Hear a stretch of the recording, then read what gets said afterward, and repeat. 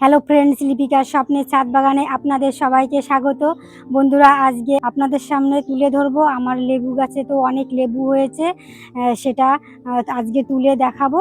আপনারা সঙ্গে থেকে পুরো ভিডিওটা দেখবেন। চলুন তাহলে।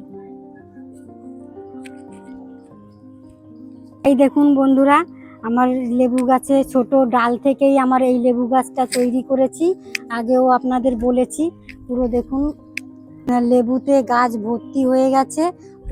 আর এইগুলো দেখুন, কত লেবুগুলো সাইজেও অনেকটা বড় হয়েছে। আজকে একটা লেবু তুলে আপনাদের সামনে দেখাবো, আর একটা গাছ আছে সেই গাছটাও আপনাদের দেখাবো। আসুন, চলুন।